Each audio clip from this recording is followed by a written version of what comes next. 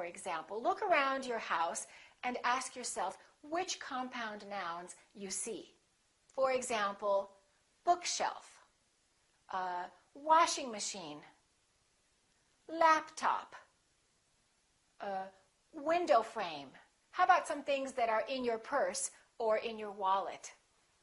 Driver's license, credit card, cell phone, car keys, chewing gum. All right, let's practice some sentences now. Please give me your phone number with the area code first. Please give me your phone number with the area code first. My house has 3 bedrooms and 2 bathrooms. My house has 3 bedrooms and 2 bathrooms. I got a headache from the loud rock music. I got a headache from the loud rock music. The police officer was on a motorcycle. The police officer was on a motorcycle. After their wedding day, they went on their honeymoon. After their wedding day, they went on their honeymoon. Don't put the newspaper in the trash can. Don't put the newspaper in the trash can. I bought a birthday present for my roommate.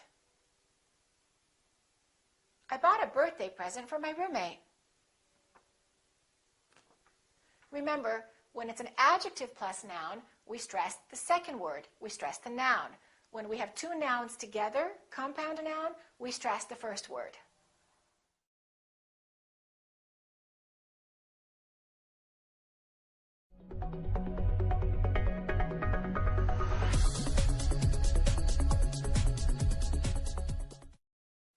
Let's talk about the rules of stress for phrasal verbs. What is a phrasal verb? Well, pick is a verb, but if we say pick up, that's a phrasal verb. The meaning is very different. Break is a verb, but if we say break down is a phrasal verb. The meaning, again, is completely different. My car broke down is different from I broke the pencil. With phrasal verbs, we stress the second element, which is usually a preposition. So we say, pick up. Break down, we say, break down, emphasizing the second element. Sometimes the phrasal verb can have a pronoun or a noun in between, so we can say, pick it up. We can say, turn on, or we can say, turn it on. We can say, cross out, or we can say, cross it out. Sometimes a phrasal verb has a noun equivalent. For example, work out can be a noun, and I can say, workout. I had a great workout. In that case, we emphasize the first part. I had a workout. Listen, I want to work out. I had a great workout. Let's practice some sentences now with phrasal verbs, and after that, we'll learn a few more phrasal nouns. I found out about it. I found out about it. Can you look it over for me? Can you look it over for me? I'll think it over and I'll call you back. I'll think it over and I'll call you back. I can't figure out why it broke down. I can't figure out why it broke down. When he grew up, he moved out. When he grew up, he moved out. As we learned, if it's a phrasal verb, we stress the second part. We stress the preposition. And if it's a noun, we stress the first part. For example, make up, or I'm wearing makeup. I'd like to buy some new makeup. Another example is check up. Or you can say checkup. I went to a doctor to get a medical checkup. Another one is break up or break up. They decided to break up, which means they decided to separate. It was a very painful breakup. You can say turn off, or you can say turn off.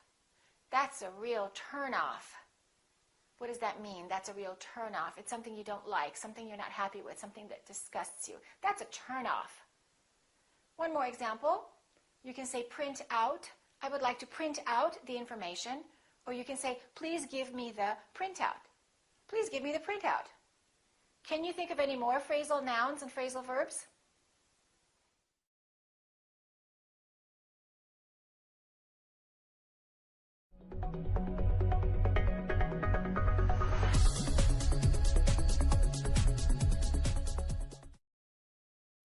Let's learn the rules of stress for names of people and names of places. If the place has two words, we stress the second word. For example, South America, we say South America. United Kingdom, we say United Kingdom. Let's practice a few more places.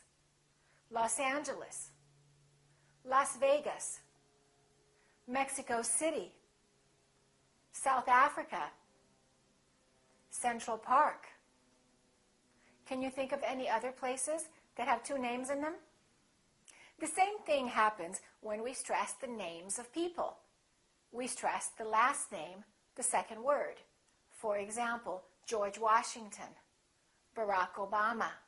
When the name has three words, we stress the last word. For example, Martin Luther King, John Fitzgerald Kennedy. Let's practice some more names. Think of some actors that you like, some famous actors. For example, Julia Roberts, Brad Pitt, Tom Cruise. That's pretty simple, isn't it? All right, let's do some sentences for practice now. John Wilson and Bob Jones went to South America. John Wilson and Bob Jones went to South America. Central Park is in New York. Central Park is in New York. His father likes Bob Dylan, but his grandfather likes Frank Sinatra. His father likes Bob Dylan, but his grandfather likes Frank Sinatra. Barack Obama was elected President of the United States. Barack Obama was elected President of the United States. Is that Julia Roberts or Nicole Kidman? Is that Julia Roberts or Nicole Kidman? Remember, the final name gets the most stress.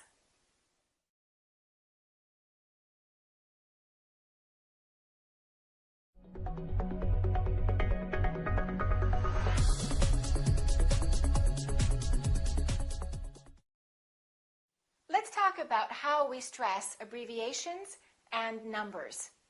An abbreviation is a short version of longer names. For example, CNN, UCLA, PhD. The rule is we stress the last letter of an abbreviation. For example, CNN, UCLA, PhD. Let me show you how you need to do it. When you say CNN, make sure that you don't pronounce each letter separately. Try to say it as one word. Link it together. CNN, kind of like this. CNN, and then join them together. CNN, and then stress the last element. CNN. Repeat after me. CNN. Let's practice a few more. ASAP. Call me back ASAP. ASAP means as soon as possible. Okay? A few more. PC. HTML, DVD, CD, IQ. Can you think of any more? Sometimes people may ask you to spell your name if you have a name that they're not familiar with. Spell it the same way. Break it up and emphasize the last part. Imagine that your last name had 6 letters in it. For example, Parker. I would spell it like this: P-A-R-K-E-R. Repeat after me: P-A-R-K-E-R. We emphasize the last element. Try spelling your last name the same way. All right, now let's talk about numbers. Numbers work the same way. We generally emphasize the last element. For example, we say 3799, 58, 812. Let's practice a telephone number. We would say area code 310-555-8239. Why don't you practice your telephone number and maybe some other important numbers in your life? For example, your birthday and your birth year, or an important holiday. For example, an important day in American history is July 4th, 1776. He was born in 1987. All right, why don't you think of some numbers in your life and try practicing them the same way? Okay, and now let's practice some sentences using abbreviations and numbers. I went to work at 9:15 and came home at 5:45. I went to work at 9:15 and came home at 5:45.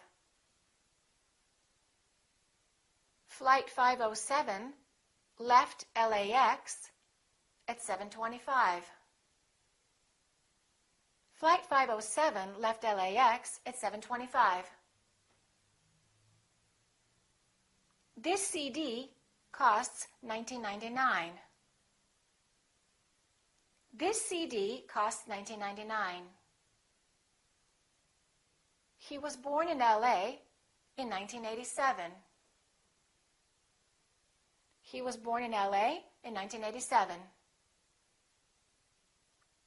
When they got married, he was 31 and she was 29. When they got married, he was 31 and she was 29. Remember, in abbreviations and in numbers, the last element gets stressed.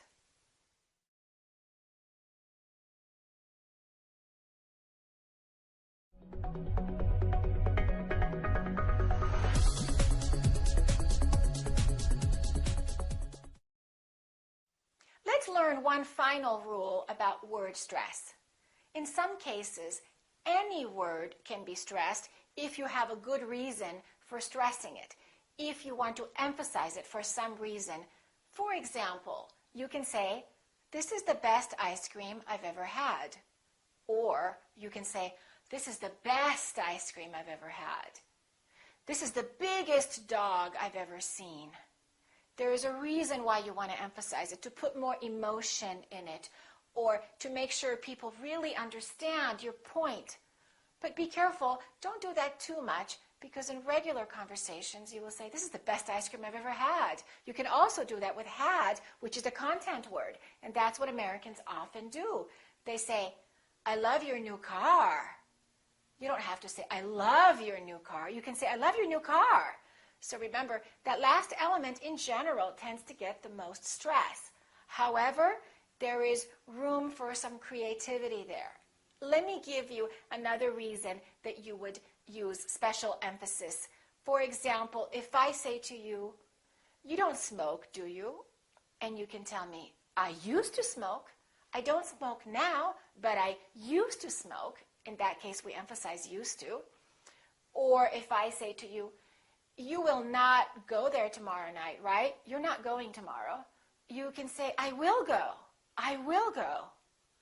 So there's a special reason why you're saying will. You're kind of emphasizing or disagreeing with what I'm saying.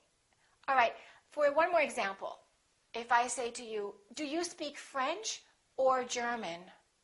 you can say to me, I speak French and German. Repeat after me.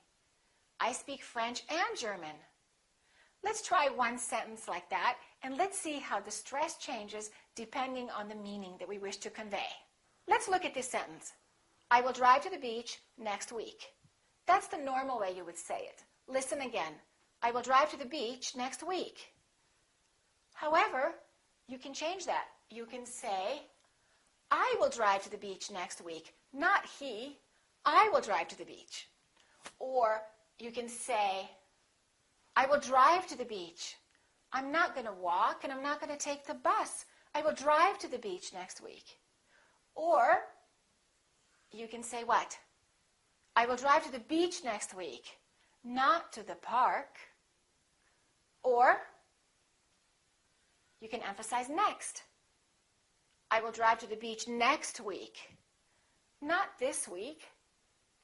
And finally, if you really want to emphasize that you're saying week, you can put a little more extra stress on the word week. I will drive to the beach next week. So you can see how the stress changes and the meaning changes. So there's the flexibility for you depending on what you're really trying to convey. Let's practice one more sentence in different ways, changing the stress. Let's say this sentence naturally first. Mary made a cake for my birthday. Now, let's say it again, changing the stress. Mary made a cake for my birthday. Not Susan. Mary made a cake for my birthday. She didn't buy it. Mary made a cake for my birthday. She didn't make cookies. Mary made a cake for my birthday. Not for his birthday. Mary made a cake for my birthday. Not for Christmas. Remember, for special emphasis or for clarification, you can stress any word.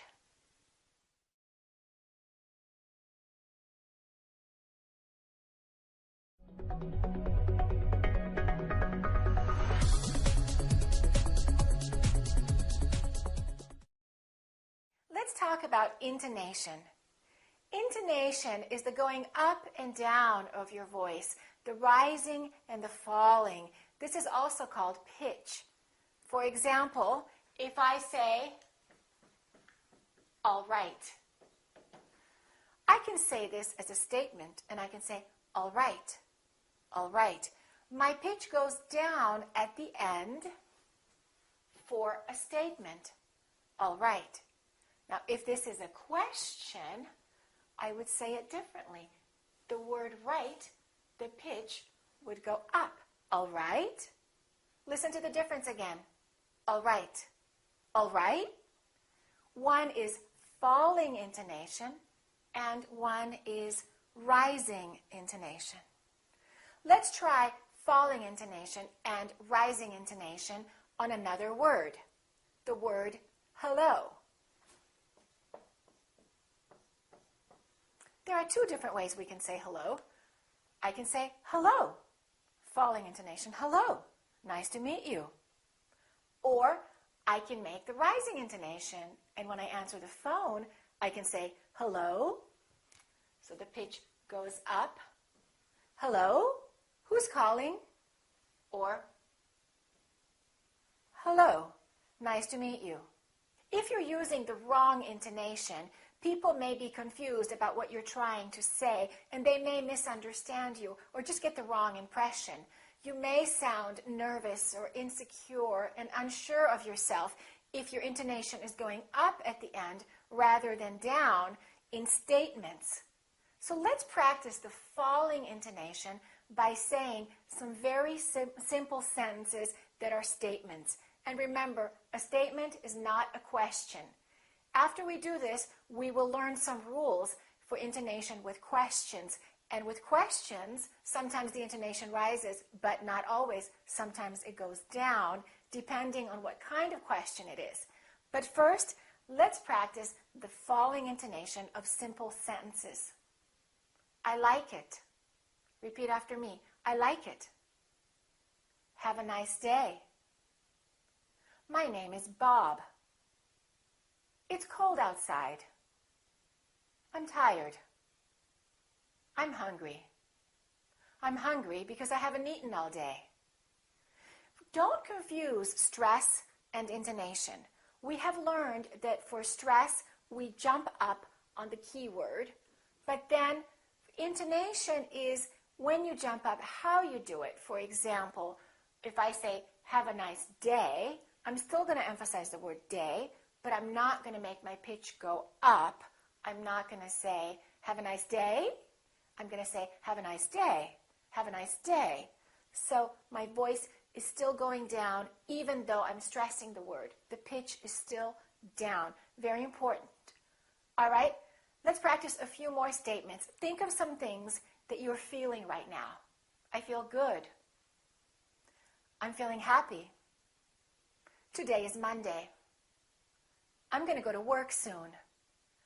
All right, make some simple sentences, making sure that your voice goes down at the end, that your pitch goes down. Now, let's learn the rules for intonation for questions. We can have either rising or falling intonation when we're making questions, depending on what kind of question it is. There are two different kinds of questions. There are yes-no questions, and there are WH questions. Yes-no questions can be answered by either a yes or a no. For example, are you happy? That's a yes-no question because I can say yes or I can say no. With yes-no questions, the intonation goes up. Are you happy? WH questions are questions that begin with words that have a W and H in them. For example, when, where, why, what, how, and how has a WH as well. These cannot be answered by yes or no. If I say, what's your name? You can't say yes. WH questions have falling intonation. How are you? We don't say, how are you? We say, how are you? I'm fine. Let's practice some more WH questions with falling intonation. How old are you? One more time. How old are you? Where do you live? What do you do? Where were you born? How did you do that? Now, let's practice some questions which are yes-no questions. Remember, intonation goes up. Are you hungry? Did you eat? Did he go? Did you like it? Did you call me? Okay, now we're going to practice some sentences that will have questions with both rising and falling intonation. You will hear pairs of questions. The first one is a yes-no question, and the second one is a WH question. Notice how the intonation changes. Are you angry at me? One more time. Are you angry at me? Why are you angry at me? Why are you angry at me? Is it hot in there? Is it hot in there? Why is it so hot in there? Why is it so hot in there? Did you get there late? Did you get there late? Why did you get there late? Why did you get there late? Have you been to New York? Have you been to New York? How many times have you been to New York? How many times have you been to New York?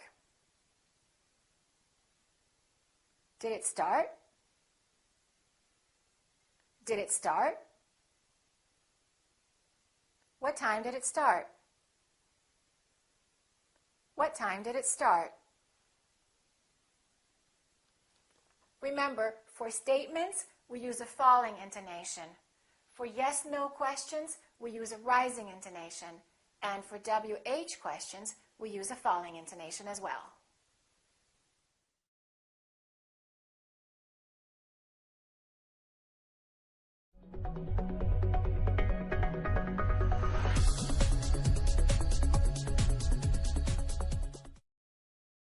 Let's learn about how intonation can change within one sentence. Within one same sentence, the intonation can both rise and fall. Let me give you the rules for that. One rule is when we list items in a series. For example, when you say, I bought chicken, fish, apples, and sugar at the supermarket. Each of those items that you list should have a rising intonation. I bought chicken, fish, apples, and sugar. The last one will have falling intonation. So we go up, up, up, down. Let's try that one more time. I bought chicken, fish, apples, and sugar. When you have that rising intonation, people know that that's not the last element. Something more is coming. Apples and sugar. When the intonation goes down, it indicates that we're finished talking. Let's try another example sentence where we list items in a series. I woke up, ate breakfast, and went to work. One more time. I woke up, ate breakfast, and went to work. Let's list some sports that you like to watch or that you like to play. For example, I like to run, to play tennis, and to swim. I like to run, to play tennis, and to swim. Which sports do you like? All right, try to list some things in a series. Maybe what you have in your refrigerator today. I have milk, water, butter, and eggs. Let's learn another rule about how intonation can be both rising and falling in one sentence. First, I'm going to say one short sentence two different ways, and I want you to ask yourself, how are they different? I think it's going to rain.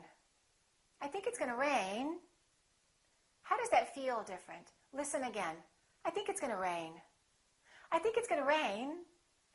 If I say it the second way, with my intonation going up, with the pitch going up, it sounds like something else is coming, like I'm not finished speaking. Listen again. I think it's going to rain, but I'm not sure.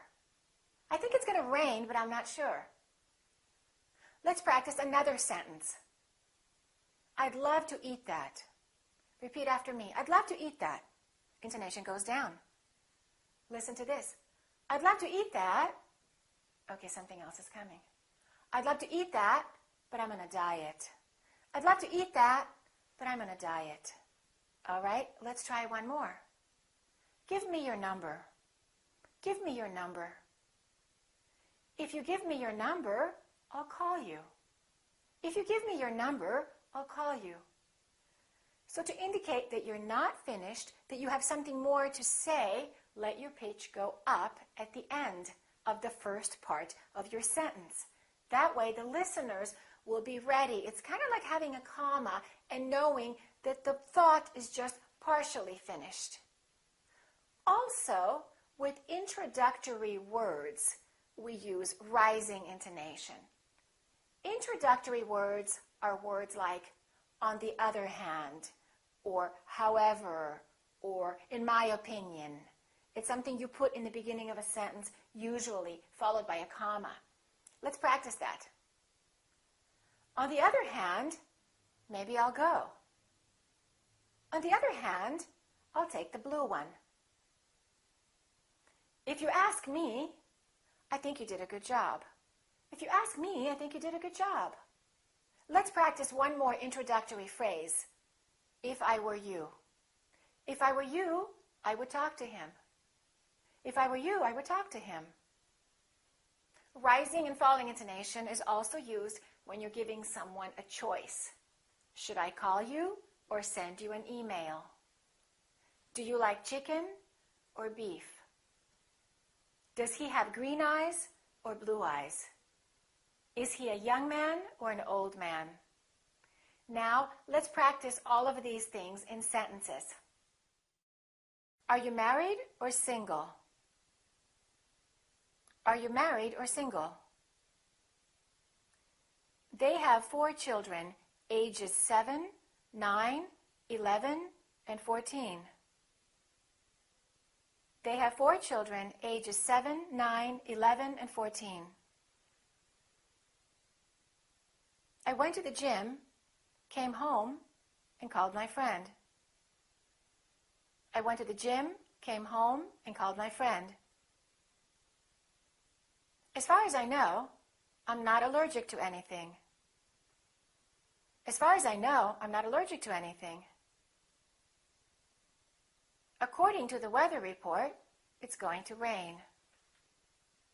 According to the weather report, it's going to rain. Remember, rising intonation when you're not finished speaking and you have something more to say, and then falling intonation at the end of your sentence.